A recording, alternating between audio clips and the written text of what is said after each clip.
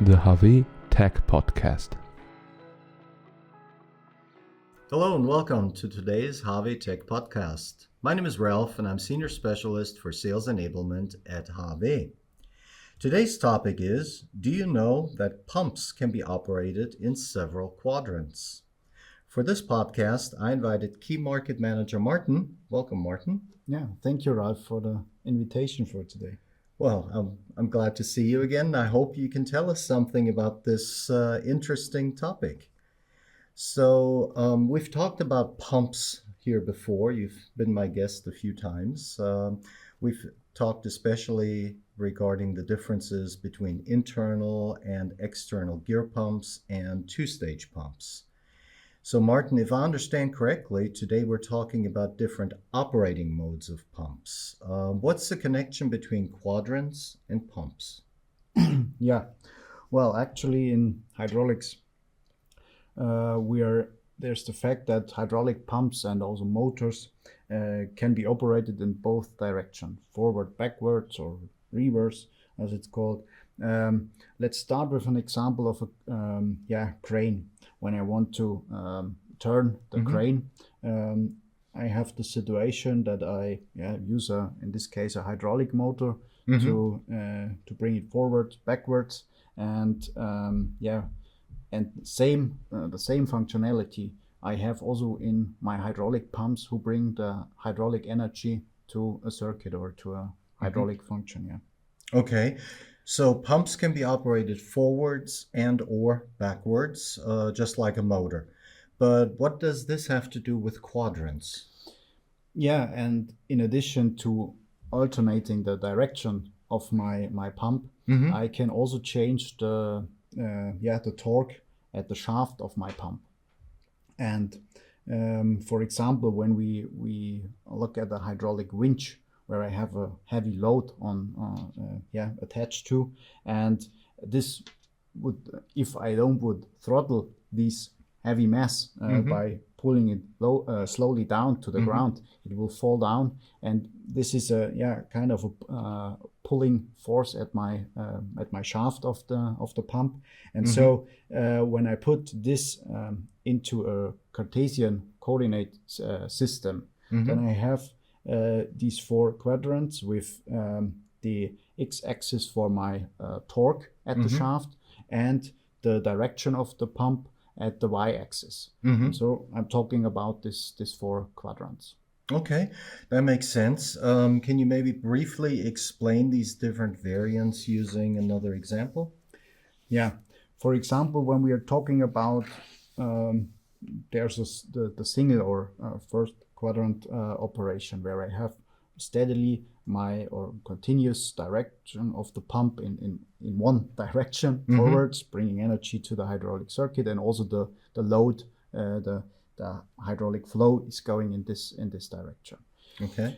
When I'm talking about the second or two quadrant operation, then when I have a constant direction, one direction of the pump, then I'm alternating the torque at the shaft. For example, when I have a pulling load, then it comes first, I drive this force, and then it's pulling, so it's alternating the torque. Yes. The same can be done with the direction of the pump. So when I have the load in heavy mass only in one direction, then it's alternating the direction of the pump.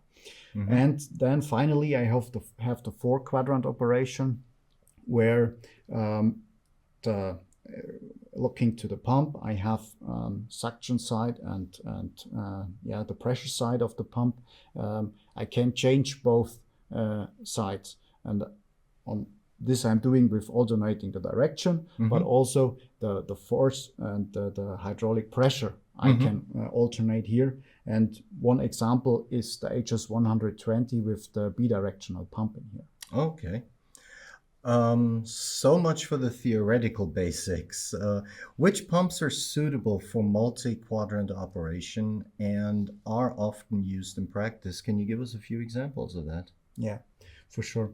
Well, in applications, we see the axial and radial piston pumps, but also internal, external gear pumps, and vane pumps. Okay. Well, the axial piston pumps are the most common in mobile, but also in industrial applications. Radial piston pumps I'm always using when I want to have high pressure in my applications, up to 700 bar, for example. And internal gear pumps I'm using when I have a very quiet, I want to have a very quiet and efficient application realized. Okay. That's pretty clear so far. So let's dive a little deeper into hydraulic circuits. And perhaps you can give me an example to explain the advantage of a multi-quadrant pump? Yeah, exactly. Let's take the HS120, the servo power unit, with the bidirectional gear pump inside. In a classic hydraulic schematic or circuit, I would have a fixed displacement pump bringing oil in one direction to my circuit, to a directional valve, for example, and with the directional valve I'm moving forwards and backwards a cylinder, for example. So the pump is constantly in one direction running. Also the load is one direction. So I'm in the first quadrant or single quadrant operation. When I then, or if I would do the same circuit or same cylinders with the HS120 and the bidirectional pump, the directional valve is obsolete now, because by alternating the direction of the pump, flow direction, I can move the cylinder forwards, backwards. Makes sense. Also build up pressure, decrease pressure. So, and here I'm talking about 4-quadrant operation. Okay. Does this 4-quadrant operation have benefits and advantages over the classic single quadrant operation? And can you tell us more about that? Yeah. Well, this bidirectional pump, as I already said, makes the directional valve obsolete. And with that directional valve, I have always throttle losses at the edges of my valve and body inside, or valve inside.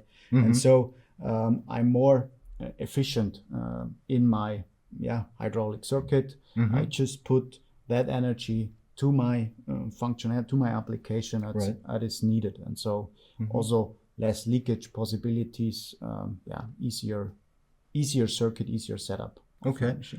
Now that was the 4-quadrant operation. Can you tell us maybe a little bit more and give us some examples of the 2-quadrant operation? I'm sure it's a little different. Yeah, for sure. Well, when I take a deep drawing press or a press, for example, where I have only to close the mold, for example, and here I can put pressure by the preferred side of the pump, the pressure side, on the column of the pressure for sure, cylinder for sure. That's the one thing. But I also can bring this mass, this ram, down by reversing the pump. So would mean the moment or the torque. The torque is always the same on the one side. But the direction of the pump is alternating. So this is typically done in presses, in some application, and so this would be example for a 2-quadrant operation. Okay. Well, Martin, thank you very much. Do you have anything more to add to this? If not, I think this was a lot of information. I'm going to try to summarize it here for our audience. And see if I got it correctly here. Absolutely. So pumps can be used in 1, 2, or 4-quadrant operations, as you explained. No 3 quadrants, huh? No. Piston, gear, and vane pumps are suitable for this. An example of our portfolio for the 4-quadrant operation is the HS120, which you mentioned several times, but also our HR power unit series. 4-quadrant pumps can streamline the hydraulic circuit, fewer components are used, which makes the unit more robust and energy efficient. And that's always a good thing, especially nowadays with high energy costs. Anything I missed? Nothing. Perfect summarized. Well, thank you very much. It was a pleasure having you again. You're welcome anytime. And thank you very much for tuning in again to this interesting topic today. If you'd like to hear more about other topics, then join us again in 14 days for our next HAWE Tech Podcast. And until then, goodbye. Goodbye.